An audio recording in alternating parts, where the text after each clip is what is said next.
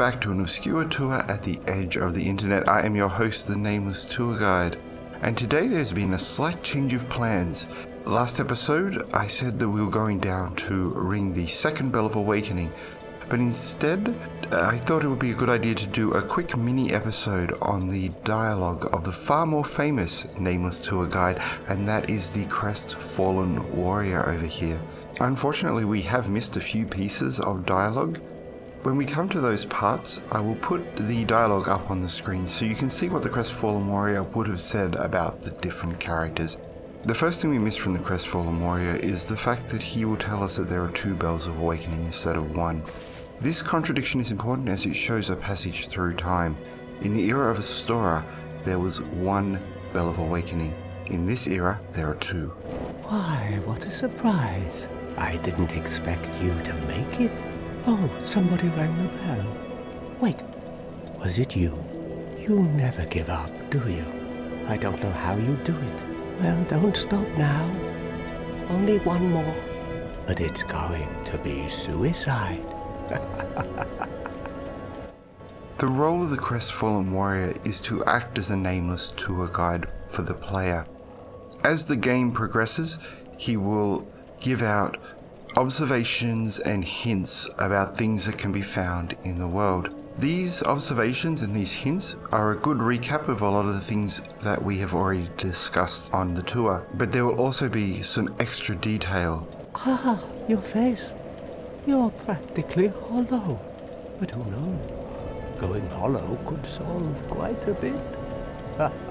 That line is one of the most important lines said by the Crestfallen Warrior, and it is so dense and so cryptic, we'll just have to leave it for now and move on to the next statement. But in case you missed it, you just run back and check it out again. There is a lot going on in that one line. What?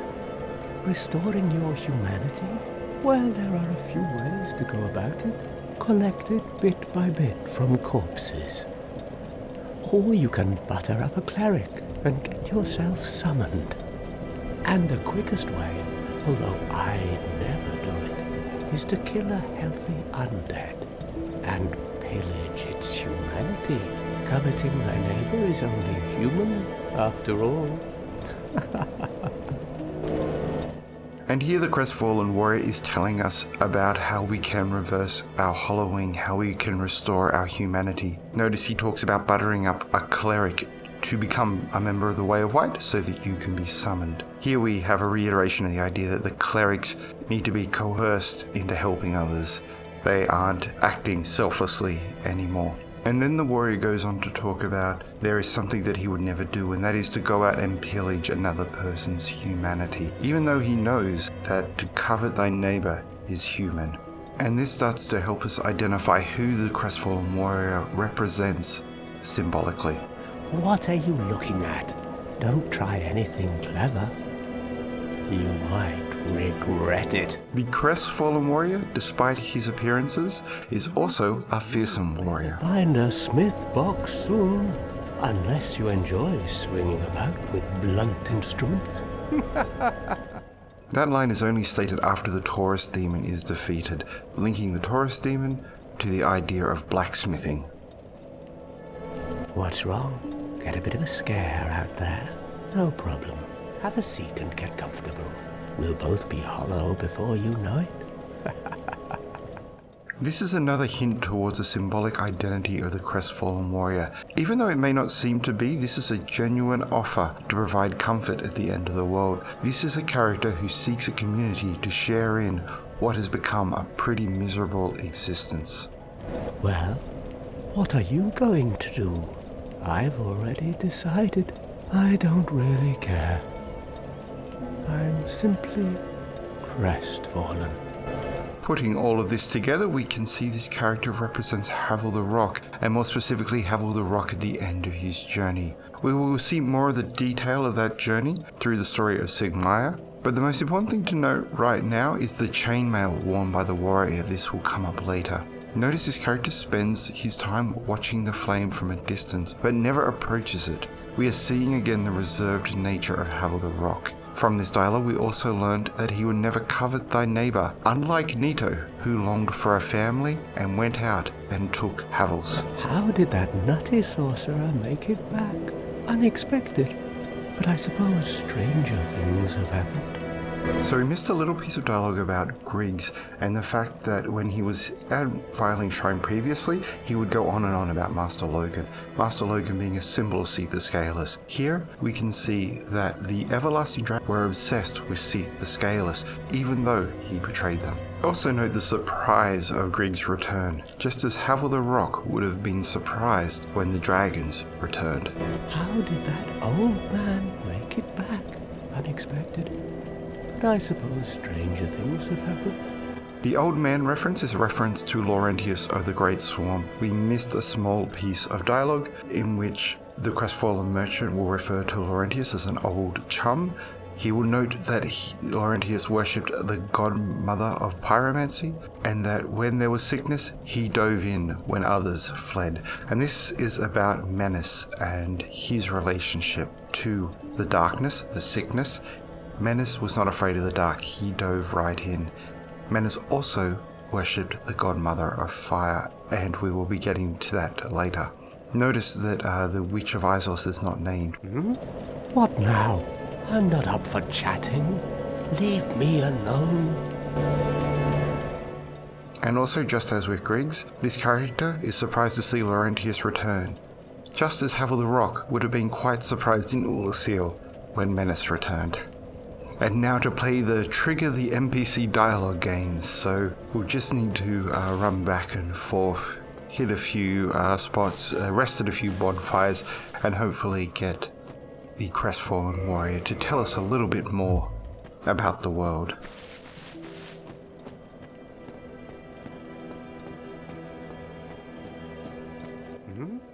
I'm not up.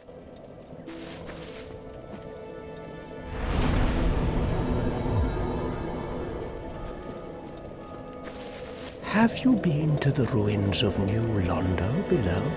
Just head down the stairs and take the lift. It's certainly worth a visit. It was once an undead city. You may find a clue or two, unless the ghosts find you first. And we'll be seeing New Londo for the first time next episode as we go down to ring the second bell of awakening. Oh, have you seen that terribly morose lass, the firekeeper? She's stuck keeping that bonfire lit. Sad, really. She's mute and bound to this forsaken place. They probably cut her tongue out back in her village, so that she'd never say any god's name in vain. How do these martyrs keep chugging along? I'd peter out in an instant. The Crestfallen Warrior is talking about the woman below the fire here. The woman has been bound to the place to keep the fire lit. This role we'll be getting into later, but for now notice the Crestfallen Warrior calls her a martyr. She has sacrificed herself for a greater good.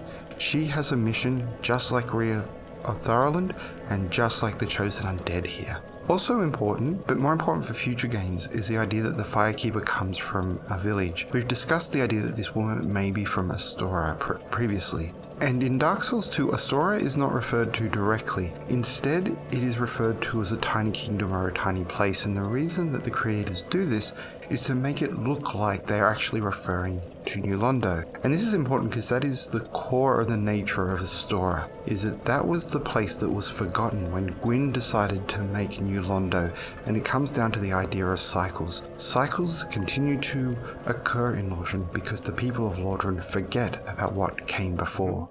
What now? I'm not up for...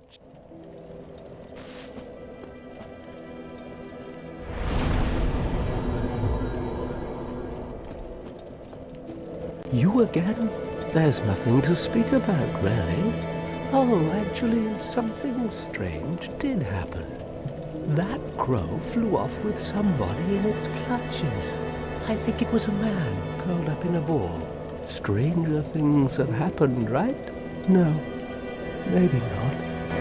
This is an important piece of dialogue. It is a hint on how we can return to the Undead Asylum by getting in the clutches of the crow that flew us here to start with. But more importantly, the Crestfallen Warrior saw a man fly to the undead asylum previously. When we started the game, a knight threw a corpse into our cell, and then it seemed as though he threw himself into a sealed cell through a hole in the roof.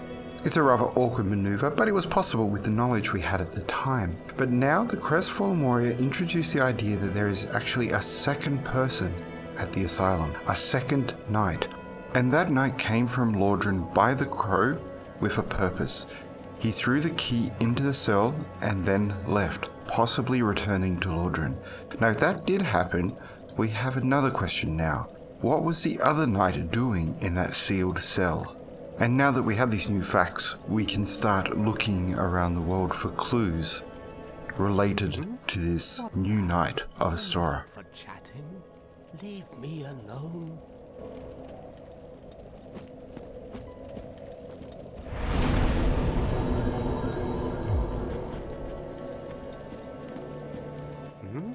What now? And that is all the dialogue from the Crestfallen Warrior. We did miss another important one that I just want to talk about now as we wrap this episode.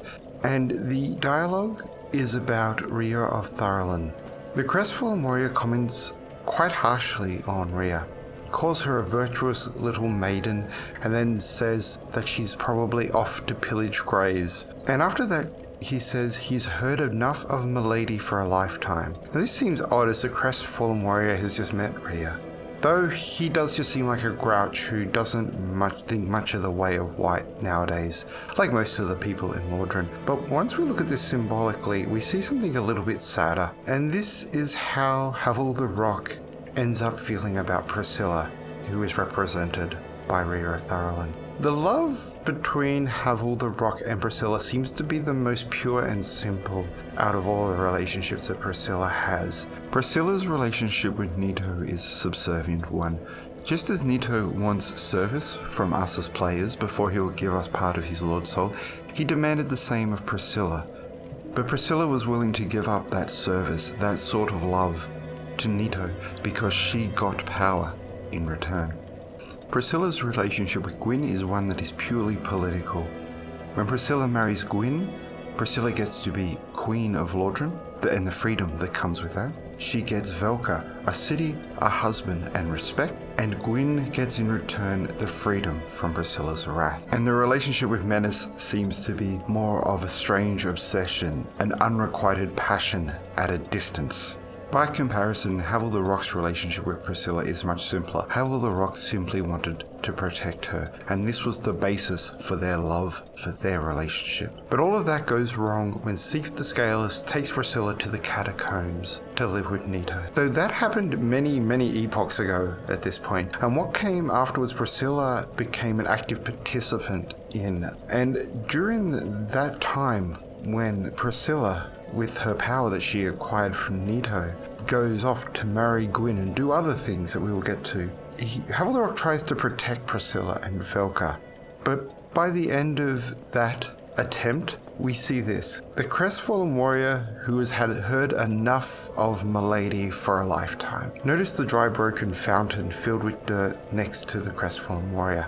This is a symbol of Priscilla and Havel's relationship. In the end, Havel the Rock has heard enough of Priscilla for a lifetime. Meanwhile, Havel's grave is very well tended and very well visited. Priscilla realizes what she has done and what she has lost. So there we have the Crestfallen Warrior, and that's the end of this little mini episode. Next time, we will be discussing the Daughters of Chaos as we go down to ring the second bell of awakening. Hope to see you all then. Bye.